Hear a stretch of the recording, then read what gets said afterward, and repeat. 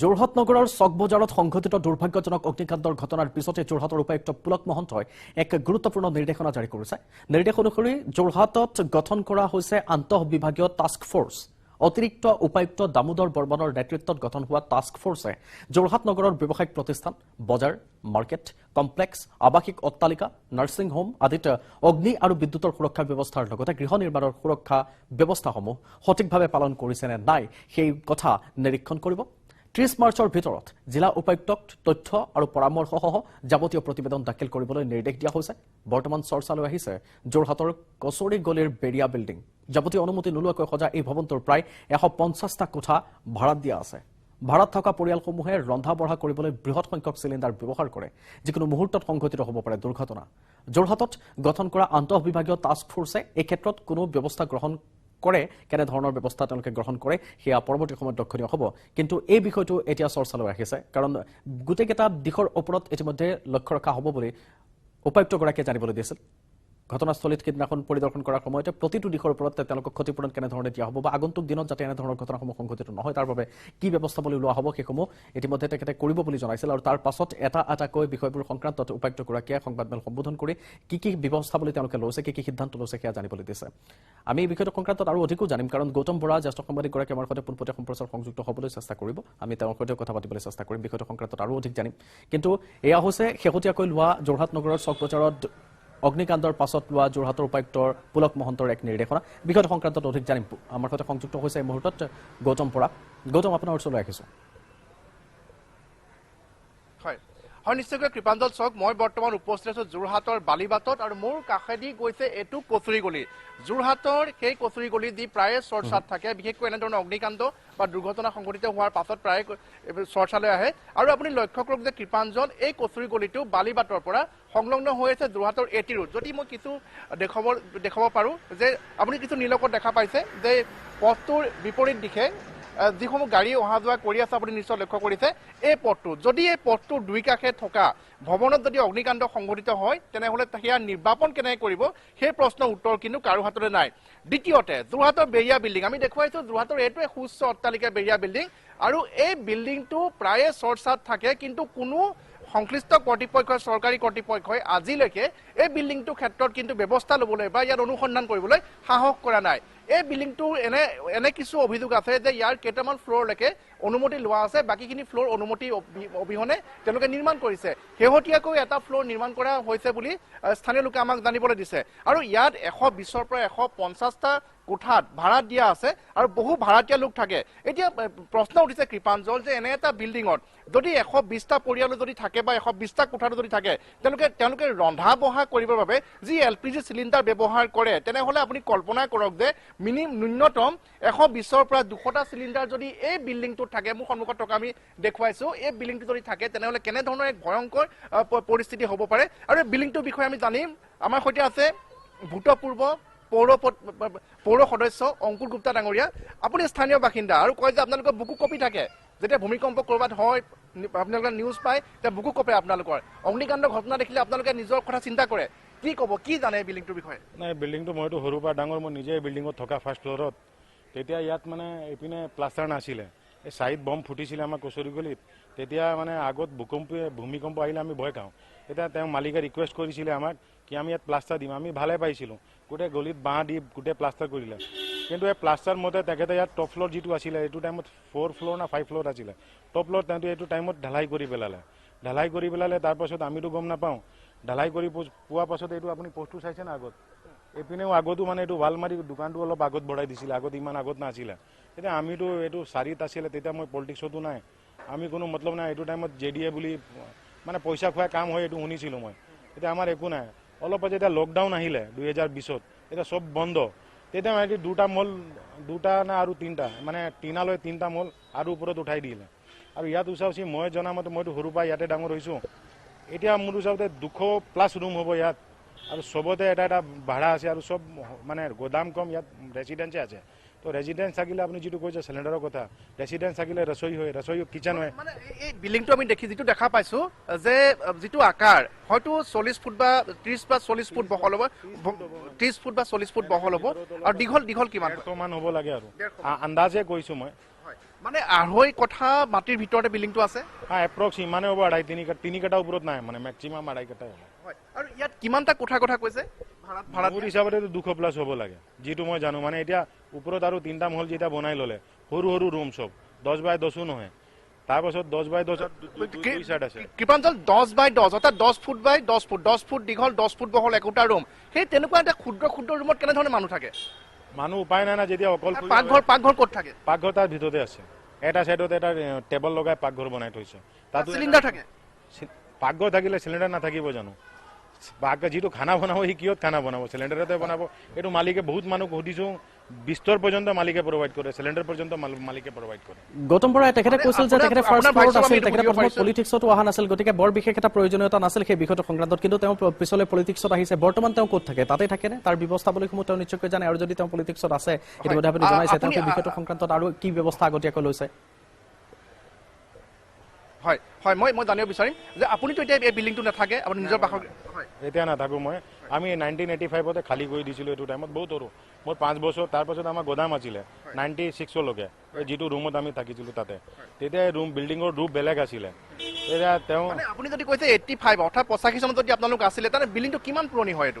এইটো বিল্ডিংটো যিমান জানো মোৰ ককাই কৈছিলে চাইনা ৱাৰত বনিছিলে এইটো, 1962 আগত, এইটো টাইমতে।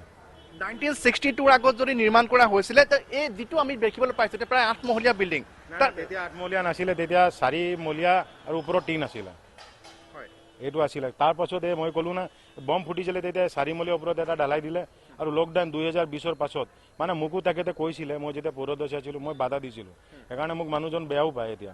কিন্তু তাৰপাছত মই চালোঁ 20ৰ পাছত যিটো পিৰিয়ড হ'ল, কোনো মিউনিচিপালিটি নাই, মানে এইটো আছিল মানে যেতিয়া সেইটো নতুনকৈ পুনৰ চৰ্ট ঢালিব খুজিছিলে আপুনি বাধা প্ৰদান কৰিছিলে? হয়, মই কৈছিলোঁ আপুনি এনেকৈ দিব নোৱাৰে, ইলিগাল কৰিবলৈ মই নিদিওঁ। আপুনি যি কৰিলে আগত কৰিলে, এইটো কিন্তু এজ পাৰ লত আপুনি নপৰে, আৰু নহয় আপুনি পাৰ্মিশ্যনটো এপ্লাই কৰক, যদি পাই কৰিব। তেখেতে নাপায়, তেতিয়া 20ত আমাৰ কাৰ্যকাল শেষ হ'ল। তাৰপাছত মই চালোঁ 3টা মহল উঠাই দিলে, উইথ টিনা, মানে 2টা ঢালাই, এটা টিন। কৃপাঞ্জল, আপুনি নিশ্চয় শুনা পাইছে যে অৰ্থাৎ আওপকীয়াকৈ তেখেতে এই বিষয়টোক লৈ তেওঁ ক'ব বিচাৰিছে যে যিসকলে কৰ্তৃপক্ষ আছিল, যিসকলে পাৰ্মিশ্যন দিয়ে, তেওঁলোকে ইলিগেলি সেই পাৰ্মিশ্যনটো দিছে, গতিকে সেইটো এটা নিশ্চয়কৈ ব্যৱস্থা লোৱাৰ কথা, কাৰণ ইয়াত থকা লোকসকল 200 ঘৰ তেওঁ হ'ব বুলি কৈছে, কাৰণ তেওঁ আগত থাকি গৈছে। কৃপাঞ্জল, আমি অনুসন্ধান কৰিছিলোঁ যে যি টাউন এণ্ড কাণ্ট্ৰি প্লেনিং আছে তেওঁলোকৰ পৰা আমি জানিব বিচাৰিছিলোঁ, কিন্তু তেওঁলোকে কৈছে যে এই বিল্ডিংটোৰ অনুমতিৰ কোনো তথ্য তেওঁলোকৰ হাতত নাই। আৰু যি এখেতে কৈছে যে 2020ৰ পাছত 3টাকৈ ফ্ল'ৰ নিৰ্মাণ কৰা হৈছে, সেই অনুমতি কিন্তু লোৱা নাই বুলি আমাৰ টাউন এণ্ড কাণ্ট্ৰি প্লেনিং বিভাগে যোৰহাটৰ আমাক জানিবলৈ দিছে। গতিকে যদি অনুমতি লোৱা নাই, তেনেহ'লে 2020 চনৰ পিছত 3টাকৈ ফ্ল'ৰ কেনেকৈ নিৰ্মাণ কৰিলে সেয়া এটা প্ৰশ্ন। আৰু যিহেতু আৰক্ষীৰ তৰফৰ পৰা এটা নিৰ্দেশনা আছিল যে ভাড়াতীয়াৰ তথ্য দাখিল কৰিব লাগে, ভাড়াতীয়াৰ তথ্য সংশ্লিষ্ট থানাখনত জনাব লাগে। ইয়াত যি আমি জানিব পাৰিছোঁ যে এই ভৱনটোৰ ভিতৰত আমি সোমাবলৈ অপাৰক, কিয়নো কৃপাঞ্জল এই ভৱনটোৰ ভিতৰত যিসমূহ ষ্টেয়াৰকেছ আছে, যিসমূহ খটখটি আছে, অতিকৈ ঠেক হয়। আৰু আপুনি নিশ্চয় লক্ষ্য কৰিছে যে বিল্ডিংটো আমি তলৰ পৰা যদি কিছু দেখুৱাব পাৰোঁ, আপুনি লক্ষ্য কৰক কৃপাঞ্জল। আৰু আমি আহ্বান জনাম যে আজিলৈকে যিটো কোনো সাহস নাই কৰা, যোৰহাটৰ নৱনিযুক্ত উপায়ুক্ত পুলক মহন্ত ডাঙৰীয়াই হয়তো সাহস কৰিব, আৰু যি টাস্ক ফ'ৰ্চ গঠন কৰিছে সেই টাস্ক ফ'ৰ্চৰ জৰিয়তে যদিহে অনুসন্ধান কৰে যে ইয়াৰ কোঠা কিমান আছে, ভাড়াতীয়া কিমান আছে, LPG চিলিণ্ডাৰ কিমান আছে, বা যাৱতীয় যি অনুমতি লাগে, বা যি বিল্ডিং পাৰ্মিশ্যনৰ যিসমূহ নৰ্মছ আছে, যিখিনি সুৰক্ষা ব্যৱস্থা ইত্যাদি সকলোখিনি ইয়াতে আছেনে নাই। আৰু আমি জনাত ইয়াত কুঁৱা এটাও আছে বুলি কয়, আমি দেখা নাই আজিলৈকে, আছে নেকি? পুৰণা এটা শুনিছিলোঁ আমি আছে। আপুনি যিটো ষ্টেয়াৰৰ কথা কৈছে, ষ্টেয়াৰৰ আগত মাজত ইয়াত 3টা আছিলে, এতিয়া এটা বন্ধ কৰি দোকান বনাই দিলে, এতিয়া 2টাই আছে। এটা এপিনে পৰা এণ্ট্ৰি হয়, এটা কচুৰি গলিত হয়। যিটো কচুৰি গলিত হয় এইটো মেক্সিমাম টাইম বন্ধ হৈ থাকে। মানুহ ছাপ'জ যদি কিবা তেনেকৈ হয়, হাও হুলস্থুল লাগিব, আৰু মই কৈছোঁ মানুহৰ ইমান ক্ষতি হ'ব যে যোৰহাটত তেনেকুৱা শুনা নাপায় আপুনি। আৰু এটা কথা মই শুনিব পাইছোঁ যে যদি প্ৰায় 120ৰ পৰা 150 যদি কোঠা হয়, আপুনি 200 কৈ আছে, মইতো কমাই পেলাই কৈছোঁ, মানুহ কিমান থাকে এই বিল্ডিংটোত? এপ্ৰক্স 2টাই যদি ধৰে 400 হৈ গ'ল। এপ্ৰক্স ফেমিলিত এটা 2টা হাজবেণ্ড ৱাইফ এণ্ড বাচ্চা থাকে। ইয়াত ফেমিলিটো কম, আৰু ছিংগল মানুহ বহুত আছে। ছিংগল মানুহ 2টা 3টা আমাৰ শ্বেয়াৰ কৰি ৰুমটো লয়, যিটো ভাড়া 3000 4000 পৰ্যন্ত লয়। তো সেইকাৰণে মানে মানুহটো অলপ যিটো কাম কৰি মানুহ আছে কোনোবা শ্বেয়াৰ কৰি আছে এপ্ৰক্স আপুনি যদি 200 মই ভাবিছোঁ আপুনি 150 ধৰি লওক 150 ইনটু মিনিমাম যদি 3-4টা আমি কৰোঁ এভাৰেজ কৰি লওক নহ'লে দুটাও কৰিলে 300 মানুহ ওপৰত আছে 600 মানুহ চৰি ওচৰ 500-600 মানুহ এভাৰেজ ইয়াত থাকেই 500টো থাকে ধন্যবাদ জনাইছোঁ আৰু কৃপাঞ্জল নিশ্চয় আপুনি এইগৰাকী প্ৰত্যক্ষদৰ্শী এগৰাকী স্থানীয় বাসিন্দা তেখেতৰ পৰা জানিব পাৰিলে যে এই ভৱনটোত প্ৰায় 400-500 লোকে বসবাস কৰে বুলি কোৱা হৈছে প্ৰায় 120ৰ পৰা 150টা কোঠা আছে তাতে LPG চিলিণ্ডাৰ আছে তাতে ৰন্ধা বঢ়া কৰি খায় 10 ফুট বাই 10 ফুট অৰ্থাৎ 10 ফুট দীঘল 10 ফুট বহলৰ একোটাকৈ ৰুম আৰু এই ভৱনটোৰ ভিতৰত যেতিয়া প্ৰশাসনৰ লোক সোমাব বা যে টাস্ক ফ'ৰ্চ নিৰ্মাণ কৰা হৈছে সেই টাস্ক ফ'ৰ্চ যেতিয়া সোমাব হয়তো সেই দৃশ্যখিনি দেখিলে সমগ্ৰ অসমবাসীয়ে জানিব যে কেনেকুৱা এটা অৱস্থাত আছে আৰু আমি দেখুৱাইছোঁ যে বালিবাট এয়া আৰু এই ভৱনটোৰ প্ৰথমতে আপুনি যেতিয়া সেইখিনি বস্তু দেখুৱাইছিল ইয়াৰ আগতো দুটাকৈ অগ্নিকাণ্ডৰ ঘটনা আপুনি যেতিয়া দেখুৱাইছিল অগ্নিকাণ্ডৰ ঘটনাত আপুনি বাৰে বাৰে সেইটো কথাই কৈছিল যে ভিতৰলৈ পানী মাৰিবৰ কাৰণে তেওঁলোক সোমাব নোৱাৰে এনেধৰণৰ গলি কিছুমান আছে য'ত ফায়াৰ ব্ৰিগেড তাৰ ভিতৰত সোমাব নোৱাৰে বা তাৰ পৰা লোকসকল ওলাই অহাটো অসুবিধা হয় এনেধৰণৰ গলিসমূহ থাকিলে সেয়া কেতিয়াৰ পৰা কৰা হৈছে টাস্ক ফ'ৰ্চে সেইখিনি নিশ্চয়কৈ কৰিব আপুনি কোৱাৰ দৰে তদন্ত কৰিব সেয়া কিমান ইলিগেল সেইখিনি তেওঁলোকে চাব তাত থকাটো বসতি কৰাটো সুযোগ্য হয় নে নহয় সেইখিনি নিশ্চয়কৈ চাব সেয়া পৰৱৰ্তী সময়ত তেওঁলোকৰ দায়িত্বভাৰ হ'ব কিন্তু দৃষ্টি নিবদ্ধ ৰখাটো আমাৰ নিশ্চয়কৈ দৰকাৰী কাৰণ এটা ঘটনা সংঘটিত নোহোৱাৰ আগত যদি আমি এনেধৰণৰ ব্যৱস্থা নলওঁ তেন্তে আৰু বহু লোকৰ হয়তো প্ৰাণহানি হ'ব পাৰে বহু সা সম্পত্তি এই মুহূৰ্তত হয়তো আৰু অথলে যাব পাৰে তালৈ শংকা আহিব পাৰে গৌতম বৰা আপোনাৰ হাতত থকা শেহতীয়াখিনি আকৌ অকণমান জনাই ল'ব বিচাৰিম কাৰণ আপোনাৰ কথাখিনি আধৰুৱা হৈছিল তাৰপিছত আপোনাক বিদায় দিব লাগিব আপুনি কিবা এটা বিষয় ক'ব বিচাৰিছিল সেইখিনি কওক আৰু আপোনাক বিদায় দিব লাগিব হয় নিশ্চয়কৈ কৃপাঞ্জল আপুনি লক্ষ্য কৰক বিল্ডিংটো উচ্চতা আপুনি লক্ষ্য কৰক বহু পুৰণি বিল্ডিং অবৈধভাৱে নিৰ্মাণ কৰা হৈছে অনুমতি নোলোৱাকৈ নিৰ্মাণ কৰা বুলি অভিযোগ কৰিছে স্থানীয় লোকে বাওঁফালে যদি ফায়াৰ ব্ৰিগেডৰ গাড়ী অগ্নি নিৰ্বাপক গাড়ী সোমোৱাৰ ইয়াতে কোনো সুবিধা নাই ৰাস্তাটো কিমান ঠাইক আপোনালোকে লক্ষ্য কৰক আৰু মই সোঁফালৰ দৃশ্য দেখুৱাম যে যদিহে ভগৱানে নকৰক যদিহে এনেধৰণৰ দুৰ্ঘটনা সংঘটিত হয় বা অগ্নিকাণ্ড সংঘটিত হয় এই বিল্ডিংটোৰ সন্মুখৰ পৰা বাদ দি ইয়াৰ কাষত আপুনি লক্ষ্য কৰক যে কোন দিশৰ পৰা অগ্নি নিৰ্বাপক বাহিনীয়ে তেওঁলোকৰ পানী নিক্ষেপ কৰিব আপুনি লক্ষ্য কৰক কৃপাঞ্জল যে এনে এটা অৱস্থাতে এনেধৰণৰ এই বিল্ডিংটো আছে কোন দিশৰ পৰা পানী নিক্ষেপ কৰিব তাৰ কাষতে আন এটা বিল্ডিং আমি দেখা পাইছোঁ এই বিল্ডিংটো হয়তো ইয়াৰ লগতে সংলগ্ন হৈ আছে কোন দিশৰ পৰা পানী নিক্ষেপ কৰিব আৰু ভগৱানে নকৰক কৃপাঞ্জল যে চক বজাৰত যে অগ্নিকাণ্ড সংঘটিত হ'ব সেই কথা হয়তো কোনো কল্পনা কৰা নাছিলে কিন্তু 2014 চনতে অন্তিমবাৰৰ বাবে অগ্নিকাণ্ডৰ সূত্ৰপাত ঘটিছিলে আৰু 2023 চনত সমগ্ৰ চক বজাৰখনেই সেই অগ্নিকাণ্ডত যায় গতিকে আমি দেখুৱাইছোঁ যে কচুৰিগুলি দেখুৱালোঁ তাৰ কাষৰে বিল্ডিংটো বেৰিয়া বিল্ডিঙৰ কাষত আমি দেখুৱাইছোঁ আৰু কিমান উচ্চতালৈকে আছে আপোনালোকে লক্ষ্য কৰক নতুনকৈ নিৰ্মাণ কৰা বুলি যিটো অভিযোগ কৰিছে যে তাৰ এটা ফ্ল'ৰ পুনৰ শেহতীয়াকৈ নিৰ্মাণ কৰিছে 2020 চনৰ লকডাউনৰ পিছত দুটাকৈ ফ্ল'ৰ নিৰ্মাণ কৰা বুলি ইতিমধ্যে আমাক জানিবলৈ দিছে স্থানীয় লোকে যদি এই কথাসমূহ সঁচা হয় সেয়া তদন্তত ওলাব পৌৰসভা কৰ্তৃপক্ষৰ পৰা অনুমতি লোৱা হৈছিল নে নাই তেওঁলোকে পৰিদৰ্শন কৰিছিল নে নাই ইত্যাদি বহুখিনি কথা আছে আৰু যদিহে নাই লোৱা তেনেহ'লে এই বিল্ডিংটোৰ কৰ্তৃপক্ষৰ সমান্তৰালভাৱে কিন্তু যোৰহাট পৌৰসভাৰ সেইসকল বিষয়ে সমানে জগৰীয়া হ'ব আৰু গতিকে যি টাস্ক ফ'ৰ্চ গঠন কৰিছে নৱজনিত উপায়ুক্ত পুলক মহন্ত ডাঙৰীয়াই কিন্তু এই বিল্ডিংটোৰ লগতে সেইসকল সংশ্লিষ্ট বিষয়াৰ ওপৰতো কৰ্মচাৰীৰ সমান্তৰালকৈ এনেকৈ আপুনি পৰিৱেশসমূহ দেখুৱাই গৈছে অকল যোৰহাট বুলিয়ে নহয় অসমৰ বিভিন্ন প্ৰান্তত যিধৰণে জুই আদিসমূহ লাগি থাকে এনেধৰণৰ প্ৰাকৃতিক দুৰ্যোগসমূহে হওক বা দুৰ্যোগসমূহে হওক তাৰ পৰা আমি সাৱধানতা নিশ্চয়কৈ অৱলম্বন কৰিব পাৰিম এনেধৰণৰ বিষয়সমূহৰ পৰা এই মুহূৰ্তত ধন্যবাদ জনাইছোঁ গৌতম বৰা আপুনি এটা বিষয় এই মুহূৰ্তত তুলি ধৰিছে নিশ্চয়কৈ টাস্ক ফ'ৰ্চে বা যোৰহাট প্ৰশাসনে সেই বিষয়টোৰ ওপৰত গুৰুত্ব আৰোপ কৰিব আৰু এই মুহূৰ্তত আৰু বিষয় সংক্ৰান্তত আমি কথা পাতি থাকিবলৈ চেষ্টা কৰিম এখন অৰ্ডাৰ্ছ ইতিমধ্যে তেখেতে উলিয়াইছে আমি দেখুৱাবলৈ চেষ্টা কৰিছোঁ যে এই টাস্ক ফ'ৰ্চ গঠন কৰি দিয়া হৈছে তেওঁলোকে অতি শীঘ্ৰে তেওঁলোকৰ প্ৰতিবেদন দাখিল কৰিব লাগিব বিষয়টো সংক্ৰান্তত তাত কেনেধৰণে কেতিয়াৰ পৰা কি কৰা হৈছে সেইসমূহ সুচল হৈ আছে নে নাই ব্যৱস্থাৱলীসমূহ কেনেধৰণে লোৱা হৈছে তাৰ ওপৰত ইতিমধ্যে উপায়ুক্তগৰাকীয়ে ব্যৱস্থা গ্ৰহণ কৰিছে আৰু সেইখন অৰ্ডাৰ্ছ কপি ইতিমধ্যে আমি দেখুৱাবলৈ চেষ্টা কৰিছোঁ নিউজ 18 দৰ্শকক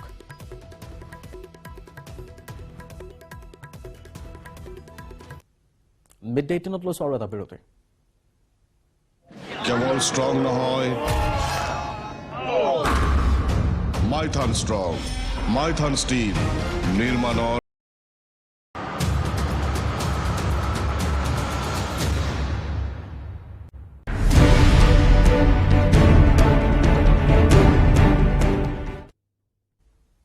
আপুনিও দেখি আহিছে আপুনি ভুগিছে গুৱাহাটীৰ ৰাজপথত জিএমচিয়ে কৰা বোকা নিষ্কাশনৰ ফলত জমৰ যাতনা ভোগ কৰিছে মহানগৰবাসীয়ে নলাৰ বোকা চাফাই কৰাৰ নামত পথৰ কাষতে দম কৰি থৈছে লেতেৰা বোকা যাৰ ফলত উৎকট দুৰ্গন্ধ আৰু ঠেক হৈ পৰা পথৰ বাবে যন্ত্ৰণা ভোগ কৰিছে মহানগৰবাসীয়ে গুৱাহাটী পৌৰ নিগমৰ কাম কাজক লৈ অসন্তুষ্ট এতিয়া সাধাৰণ জনতা নগৰ উন্নয়ন মন্ত্ৰী অশোক সিংহলে নলাৰ পৰা উঠোৱা বোকা 2-3 দিনৰ ভিতৰতে পথৰ পৰা আঁতৰোৱাৰ নিৰ্দেশ দিছিল যদিও মন্ত্ৰীৰ নিৰ্দেশ মনা নাই বিভাগীয় ঠিকাদাৰে কিন্তু মন্ত্ৰীৰ নিৰ্দেশ অমান্য কৰি কেইবাদিনো পথতে ৰাখি থৈছে লেতেৰা বোকা জাবৰ 2 নহয় এসপ্তাহৰো অধিক সময় পথতে পৰি থাকে এই লেতেৰা বোকা বহু ঠাইত বোকা শুকুৱাই ধূলিৰ সৃষ্টি হৈছে এতিয়া লেতেৰা ধূলি আৰু দুৰ্গন্ধৰ বাবে যন্ত্ৰণা ভোগ কৰিব লগা হৈছে মহানগৰীকে আনহাতে উঠাই নিয়া যি নিশা জাবৰৰ অৱশিষ্ট থাকি যায় তাৰে লেতেৰা ধূলিময় হৈ পৰিছে এতিয়া পথছোৱা আমি এই মুহূৰ্তত শুনাব বিচাৰিম যে মন্ত্ৰী অশোক সিংহালে কি কৈছিল বিষয়টো সংক্ৰান্তত সিদিনাখন ভাষ্য আগবঢ়াইছিল ঠিকাদাৰকো নিৰ্দেশনা দিছিল কি কৈছিল শুনাম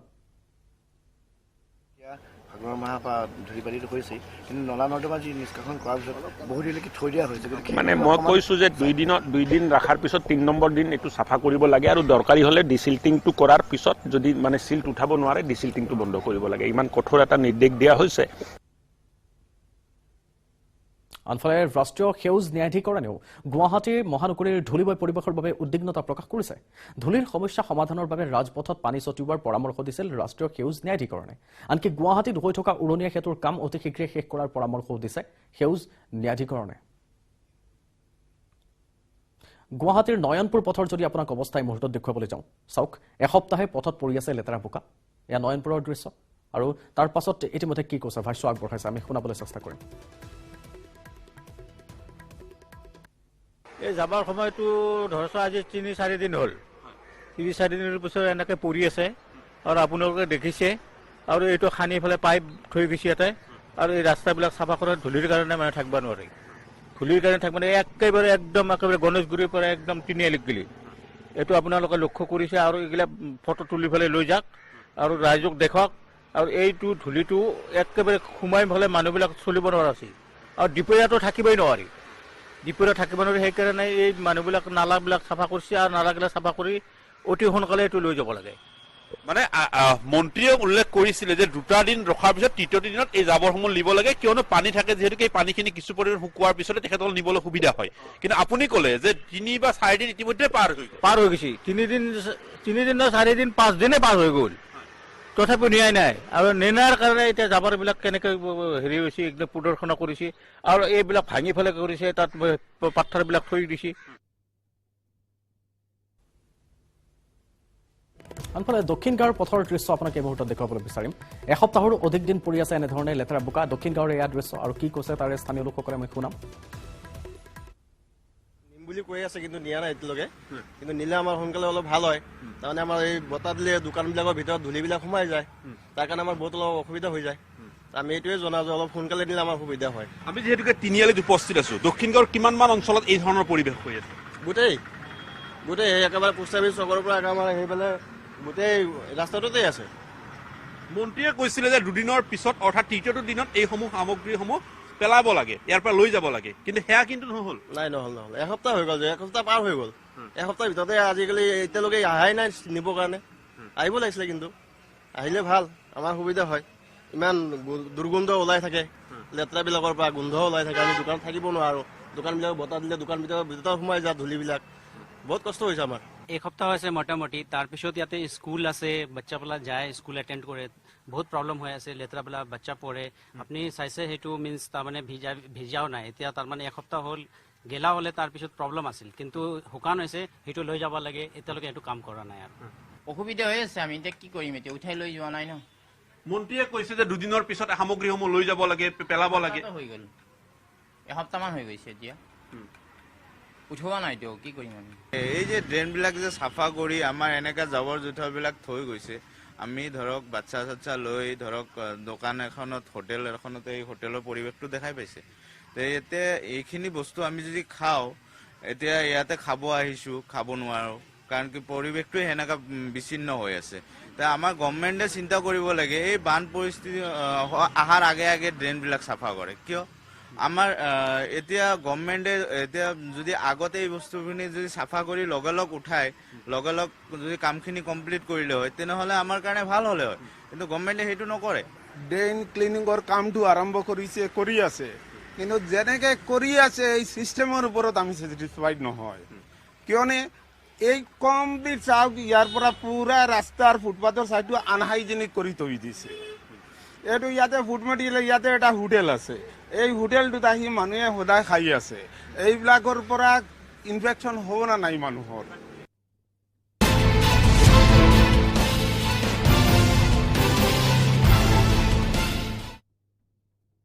দুমুখীয়া অৰুণাচল চৰকাৰ এফালে সীমা সমস্যা সমাধানৰ নামত অসম চৰকাৰৰ সৈতে বহিছে মাৰাথন বৈঠকত আনফালে চৰকাৰী পৃষ্ঠপোষকতাত একাংশ অৰুণাচলীৰ অসমৰ ভূমিত পুনৰ বেদখল কৰিছে বিশেষকৈ বিশ্বনাথৰ বিহালী অভয়াৰণ্যৰ ৰাধাচুত অৰুণাচলীয়ে পুনৰ নিৰ্মাণ কৰিছে কেইবাটাও চাংঘৰ কেইদিনমান পূৰ্বে অৰুণাচলীয়ে নিৰ্মাণ কৰা এটা ঘৰ বন বিভাগে কৰিছিল উচ্ছেদ বন বিভাগে উচ্ছেদ কৰা ঘৰটোৰ সমীপতে অৰুণাচলীয়ে পুনৰ নিৰ্মাণ কৰিছে কেইবাটাও চাংঘৰ বিহালী অভয়াৰণ্যৰ জংঘল ভাঙি অৰুণাচলীয়ে পুনৰ ঘৰ নিৰ্মাণ কৰাৰ দৃশ্যবন্দী হৈছে নিউজ 18ৰ কেমেৰাত অসমৰ ভূমিত অৰুণাচলে নিৰ্মাণ কৰি থকা এই ঘৰকেইটা শীঘ্ৰেই উচ্ছেদ কৰাৰ দাবী বিহালীৰ বিভিন্ন দল সংগঠনৰ সময় থাকোঁতে অসম চৰকাৰে উচ্ছেদ নকৰিলে সেই ভূমি যে অৰুণাচলৰ হাতলৈ যাব সেয়া প্ৰায় নিশ্চিত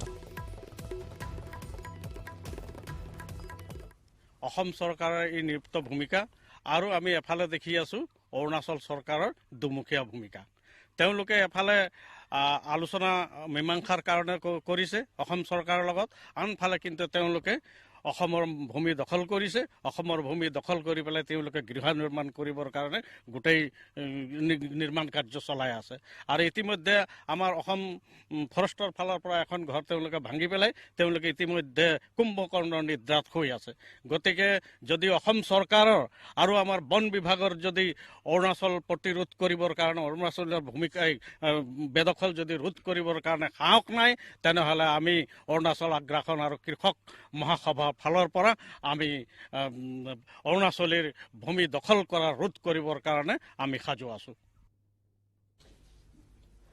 আৰু ইয়াৰে সৈতে সময় হৈছে এতিয়া মিড ডে 3 পৰা বিদায় লোৱাৰ বিদায় লৈছো মই কৃপাঞ্জলি নমস্কাৰ ষ্ট্ৰং নহয়